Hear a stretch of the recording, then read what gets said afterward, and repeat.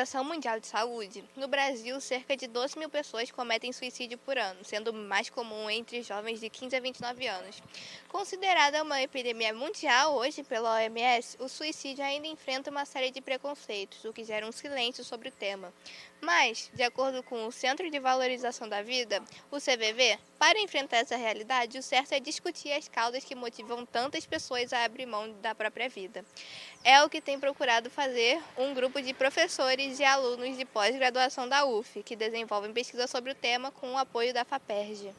Então, atualmente eu sou coordenadora de um grupo de pesquisa emergente, que a gente está estudando, na verdade, a juventude e o suicídio nesse trânsito da mídia, ou seja, desses percursos midiáticos também na interface com a educação.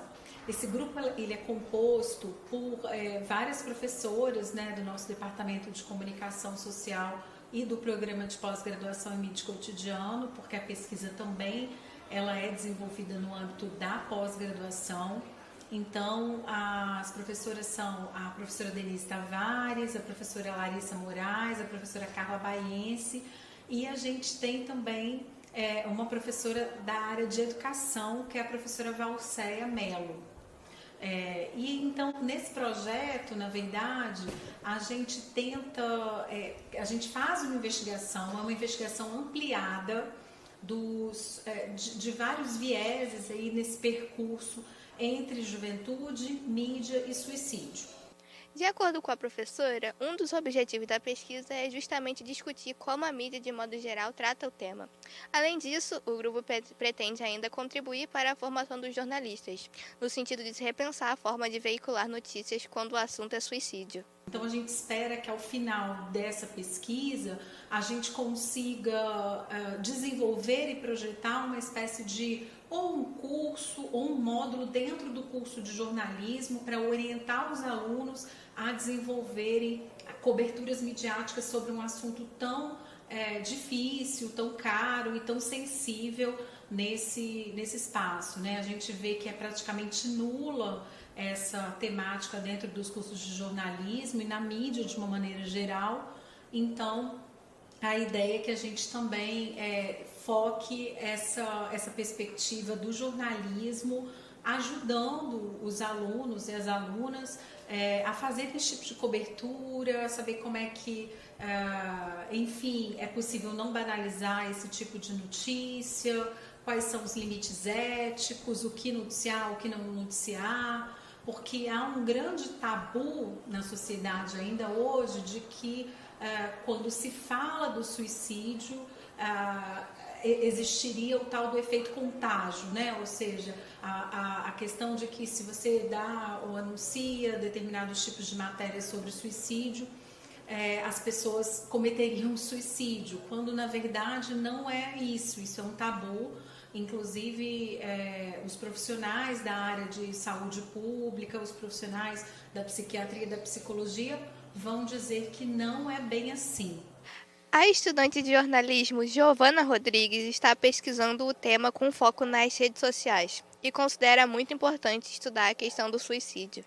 Ela ressalta a responsabilidade social da profissão e como a pesquisa tem contribuído para a sua formação. A gente está estudando sobre o assunto, tentando explorar mais essa questão do suicídio, principalmente na comunicação, que é a nossa área de estudo, né? E aí a ideia é a gente entender mais sobre o assunto e tentar pensar novas maneiras de a gente conseguir abordar o suicídio na mídia, que é um assunto que a gente sabe que acaba sendo um tabu e que não é muito abordado pela mídia tradicional, né?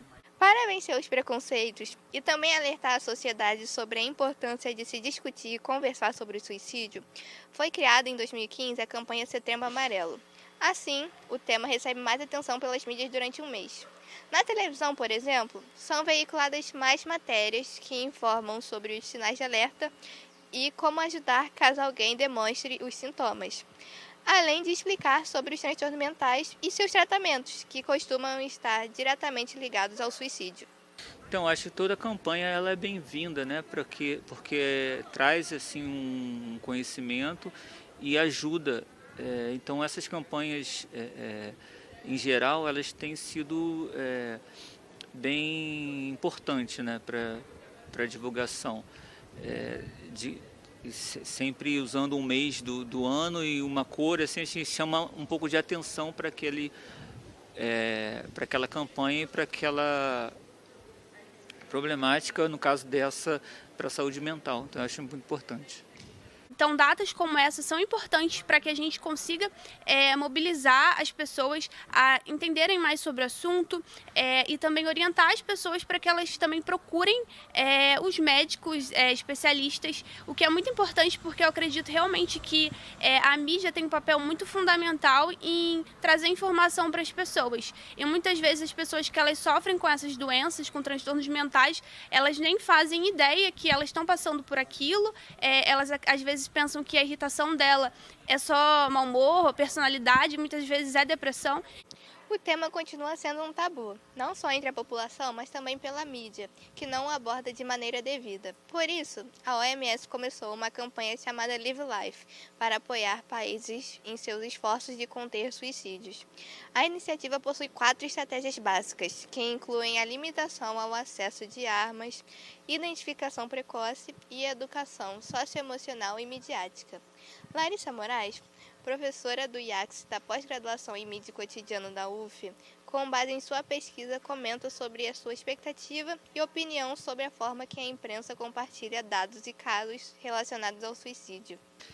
Eu acho que acaba sendo uma forma um pouco covarde, sabe? Essa coisa assim de não pode falar de suicídio, não pode falar de suicídio. E aí, quando acontece o suicídio de uma pessoa famosa, isso acaba vindo à tona. Então, eu vejo 2 extremos hoje. Vejo a imprensa sensacionalista, que sabe que isso é um assunto que gera muito interesse, e aí expõe de maneira horrível esses acontecimentos. Por exemplo, na morte do Flávio Migliaccio, ator, né, conhecido e tudo, vários sites publicaram a carta suicida dele, publicaram foto do lugar onde ele se matou. Isso é anti o que a Organização Mundial de Saúde recomenda em todos os aspectos. Expuseram de maneira excessiva o drama dele, né? Então isso é tudo que não se deve fazer. E o outro extremo é não falar nada, né? Então assim, a gente talvez esteja querendo algo intermediário, né? Que a imprensa assuma a necessidade de tratar desse assunto, pensando em como fazer isso de uma forma promissora, né? Ao perceber os sinais, é importante que a pessoa com sintomas de transtornos psicológicos procure ajuda profissional. O CVV possui um telefone disponível 24 horas com o número 188, que presta apoio emocional a quem precisa, de forma gratuita e anônima. Já o SUS tem as CAPs, que são Centros de Atenção Psicossocial, unidades que levam atendimentos psicológicos para a população mais vulnerável.